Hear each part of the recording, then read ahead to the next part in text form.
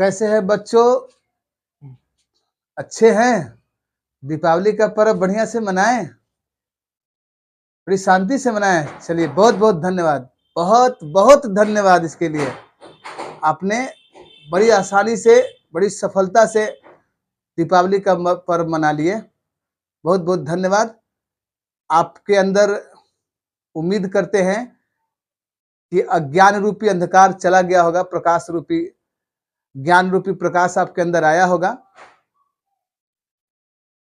चलिए, बहुत बहुत धन्यवाद। हम आपके बीच लेकर के आए हैं वायुमंडल की परतें, मतलब पृथ्वी से लेकर के वायुमंडल ऊपर तक कौन कौन से परत है, कौन कौन से मंडल पाए जाते हैं, कहाँ आंधी आता है, कहाँ तूफान आता है, कहाँ बादल बनते हैं, कहाँ धूलकण जाते हैं, कहाँ धुआं उड़ करके जाता है, क्या क्या बनता है, कौन कौन से मंडल में पहुंचते हैं, कहाँ वायुयान उड़ता है, कहाँ से आपका टावर धर लेता है, मोबाइल से बात कर लेते हैं, ठीक है, कहीं से आप सीरियल देख रहे हैं, कहाँ से ये सब हो रहा है, तो किस मंडल से हो रहा है, कहाँ से हो रहा है, हम इसी का एक आज बेहतरीन ट्रिक लेकर करके आए हैं।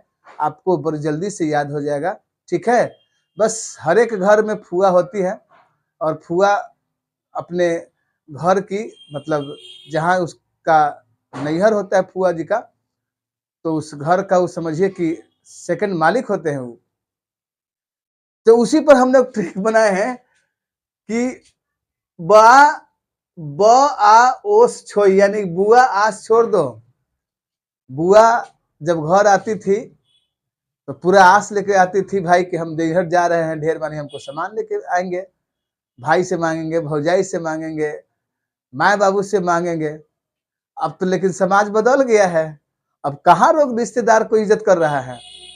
जैसे ही घर पर पहुंचते हैं तो लोग कहता है कि लो एगो पर्वते आ गया। तो ऐसा नहीं सोचना है। रिश्ता तो बड़ी मुश्किल से बनता है ना, उसको टूटने से बचाना है। बड़ी मुद्दत से बनते हैं रिश्ते, उसको खूबसूरती से निभाना होगा। तो बुआ जी आस लेकर के आए थे, उनको हिंदी में बता रही, ये तो दूसरा भाषा है, बुआ ओस छोई दूसर का भाषा है, और उसी पर बनाए हैं कि नहीं, बुआ आस छोड़ दो, आस छोड़ दी, बुआ आस छोड़ दी। उसी पर हम लोग ट्रिक बनाए हैं। वायुमंडल की परतें विस्तार है। ब यानी कि बुआ, बहिर्मंडल। आ का मतलब आयन मंडल। ओ का मतलब ओजोन मंडल। स का मतलब समताप मंडल। छो का मतलब क्षोभ मंडल। और ई से अर्थ यानी कि पृथ्वी।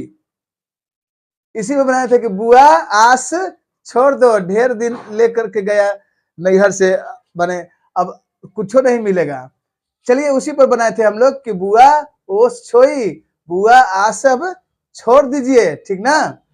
विस्तार में है कि ब से बहिर्मंडल, जिसकी दूरी जो है 640 किलोमीटर से 342 किलोमीटर, ऊपर जाएगा ना तो घटते जाता है, 640 किलोमीटर से 342 किलोमीटर इसकी दूरी है। इसमें निष्क्रिय गैस पाया जाता है। निष्क्रिय गैस कौन कौन से है? हीलियम और हाइड्रोजन। तो इसमें निष्क्रिय गैस पाए जाते हैं, हीलियम और हाइड्रोजन। कौन से? बहिर्मंडल में। कहाँ होता है? सबसे ऊपर होता है बहिर्मंडल। वायुमंडल के सबसे ऊपरी परत को कहते हैं बहिर्मंडल, ठीक है, जहां पर कि दो गो निष्क्रिय गैस पाया जाता है, हाइड्रोजन और हीलियम। आ से होता है आयन मंडल, जिसकी जो दूरी है वो 60 से 640 किलोमीटर है। ऊपर में घटते जाते, अब नीचे से बढ़ते चला जाएगा। 60 से 640 किलोमीटर दूरी है पृथ्वी से आयन मंडल की। पृथ्वी से आयन मंडल की जो दूरी है, देख रहे हैं ना, यानी कि ओजोन मंडल से आयन मंडल की जो दूरी है 60 किलोमीटर से 640 किलोमीटर, ठीक है। और इसमें कृत्रिम सैटेलाइट दूर संचार स्थापित होते हैं। जो मोबाइल से बात करते हैं ना, जो टीवी से सीरियल देख लेते हैं, नेट जो चला लेते हैं, इंटरनेट जो चला रहे हैं, ये सब कहां से? इसका सैटेलाइट जो स्थापित होता है वो इसी मंडल में होता है, आयन मंडल में होता है, जिसमें हम लोग कृत्रिम सैटेलाइट स्थापित करते हैं। दूरसंचार, दूरसंचार का मतलब समझिएगा कि दूर तक आपकी बातों को पहुंचा देता है, उसी को तो कहते हैं दूरसंचार, समझ गए। तो दूर संचार का जो सैटेलाइट होता है, दूर संचार का जो मशीन होता है, वो कृत्रिम सैटेलाइट या दूर संचार, ये सब कहाँ स्थापित होता है? आयन मंडल में, जहां से हम दूर दूर से बात कर लेते हैं, किसी भी देश से, ऑस्ट्रेलिया, अमेरिका, देश के किसी भी कोना से, मतलब संसार के किसी भी कोना से हम बात कर लेते हैं। तो यह इसका देन है कि आयन मंडल में कृत्रिम सैटेलाइट दूर संचार स्थापित कर लिया जाता है, जिससे हमको आसानी से टावर पकड़ता है और हम बात करते हैं। तीसरा बताए ओ से ओजोन मंडल। इसकी जो दूरी है 32 किलोमीटर से 60 किलोमीटर। किससे? तापमान, समताप मंडल से। समताप मंडल से ओजोन मंडल की जो दूरी है वो 32 किलोमीटर से 60 किलोमीटर की दूरी पर है, और इसे पृथ्वी का रक्षा कवच कहते हैं। कैसे? इसलिए कि यह सूरज से निकलने वाली जो परावैंगनिक किरणें हैं उसको ही अवशोषित कर लेता है, ग्रहण कर लेता है, और ग्रहण कर करके कुछ ही किरणें पृथ्वी पर आने देता है। और नहीं तो अगर सूरज का किरण अगर डायरेक्ट पृथ्वी पर आ जाएगा ना, तो सब झुलस जाएगा, खाली कैंसर होगा, इसका विकिरण बढ़ जाएगा। ठीक है, तो लोग कैंसर हो जाएगा, त्वचा कैंसर हो जाएगा, आदमी विलीन हो जाएगा। सूरज की जो किरणें हैं इतना पावरफुल होता है, इतना शक्तिशाली होता है कि पृथ्वी को बड़ी जल्दी गला देगा, झुलसा देगा। तो इसके जो सूरज से जो निकलने वाली परावैंगनिक किरणें रहता है उसको ही रोक देता है। कौन? ओजोन मंडल। और उसके बाद तब पृथ्वी पर आता है। तो इसीलिए इसको पृथ्वी का रक्षा कवच कहते हैं, पृथ्वी को ही बचाता है। और याद रखिएगा कि अभी जो ग्लोबल वार्मिंग हो रहा है, ग्लोबल जो वैश्विक जो तापमान बढ़ रहे हैं सभी देशों में, जहां युद्ध हो रहे हैं, बम छूट रहे हैं, पटाखे छूट रहे हैं, इससे जो ग्लोबल वार्मिंग हो रहा है वो ओजोन परत को कमजोर कर रहा है। इसके परत को नीचे से पतला करते चला जा रहा है, ढीला करते चला जा रहा है, जिससे हमारा ओजोन परत प्रभावित हो रहा है। पूरा देश इस पर चिंतित है और बैठ करके मीटिंग किया कि कैसे इसको माने बचाया जाए। और इसको बचाने के लिए जो है मतलब पूरे जितना वृक्ष लगाना बन सके लोग वृक्ष लगा रहा है, और लगाना भी चाहिए। वृक्ष लगाइएगा तभी जो है वो कार्बन को अवशोषित कर लेगा और कर करके ऑक्सीजन देगा। कार्बन ही इसका काल है। ओजोन परत को जो बर्बाद करता है ना, वो कार्बन डाइऑक्साइड करता है। तो उसको बचाने के लिए कार्बन डाइऑक्साइड वहां तक नहीं पहुंचे, पेड़ पौधा होना, पेड़ पौधा होगा उसको ग्रहण कर करके हमको सुरक्षा देगा। तो इसीलिए इसको ओजोन मंडल को पृथ्वी का रक्षा कवच कहते हैं। स से है समताप मंडल, जिसकी दूरी क्षोभ मंडल से 18 किलोमीटर से 32 किलोमीटर की दूरी है। इसमें ताप समान रहता है, न ज्यादा गर्मी और न ज्यादा ठंडा। तापमान बिल्कुल समान रहता है, न ज्यादा गर्मी न ज्यादा ठंडा।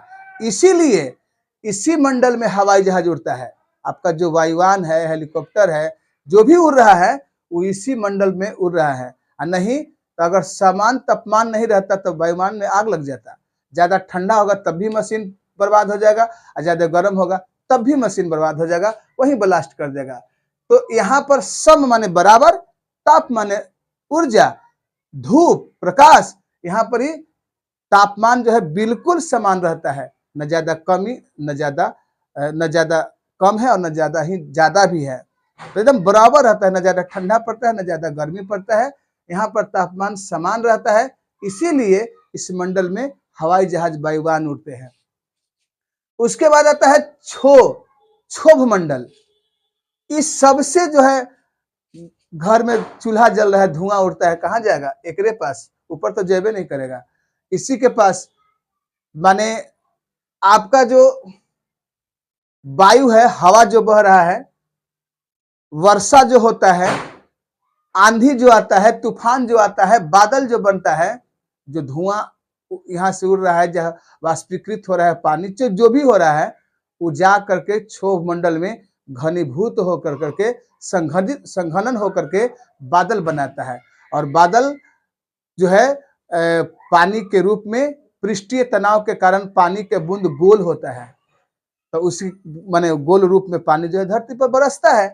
तो कहने का मतलब है कि क्षोभ मंडल में आपका वायु है, आंधी है, तूफान है, बादल है, धूलकन है, सब यहीं पर, कहां पर, क्षोभ मंडल में।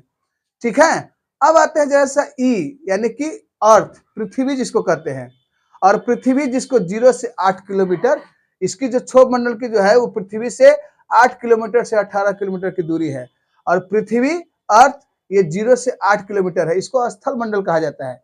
ऐसे भी जानते होंगे कि जल मंडल, वायुमंडल, स्थल मंडल। तो स्थल मंडल पृथ्वी को कहा जाता है। आज पृथ्वी में कईक तत्व पाए जाते हैं, अभी तो 118 तत्व का खोजे हुआ है, जबकि यहाँ पर 100 कईक तत्व हैं जो पृथ्वी के अंदर पाए जाते हैं। पृथ्वी के अंदर बहुत चीज पाया जाता है।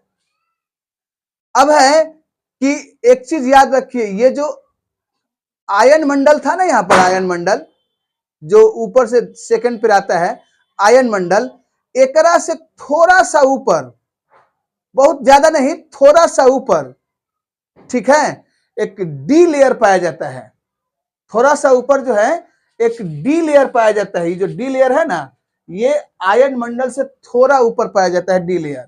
ये जो डी लेयर है, ये डी लेयर की इसलिए चर्चा कर रहे हैं कि एकरा में दीर्घ तरंग, लघु तरंग उत्पन्न होता है। ठीक है, इसमें दीर्घ तरंग और लघु तरंग उत्पन्न होता है, और वही तरंग के कारण ना दूरसंचार काम करता है, कृत्रिम सैटेलाइट काम करता है। तो इसी में जो है डी लेयर से थोड़ा सा, आयन मंडल से थोड़ा सा ऊपर जो होता है वो डी लेयर होता है, जकरा में दीर्घ तरंग, लघु तरंग उत्पन्न होते हैं। ठीक ना, और इसी के पास आयन मंडल से थोड़ा सा ही नीचे CFC पाया जाता है। C क्लोरो, F फ्लोरो और C carbon. CFC chlorofluoro carbon, ये जो है क्लोरोफ्लोरो कार्बन से क्लोरीन गैस निकलता है।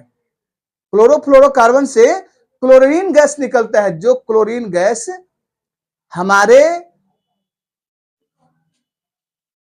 ओजोन परत को हानि पहुंचा देता है। हमारे ओजोन परत को क्लोरीन का क्या काम है मालूम है? सफाई करना। तो क्लोरोफ्लोरो कार्बन से क्लोरीन गैस निकलता है, और वो क्लोरीन गैस ओजोन मंडल को प्रभावित कर देता है। ठीक है, तो इसी तरह से हम आपको हर रोज नए नए विषय का, मतलब अभी तो भूगोल का चल रहा है, हर एक विषय का एक ट्रिक लेकर के आएंगे। 600 आपको ट्रिक देंगे जो परीक्षा में काफी आपको मदद करेगा। आपको अगर वीडियो अच्छा लगता है तो शेयर कीजिए, लोगों को बताइए, जुड़िए। ठीक है, और हमारे MTPS स्कूल आराप चैनल को सब्सक्राइब कीजिए। धन्यवाद, हमारे साथ जुड़े रहिएगा। ठीक है।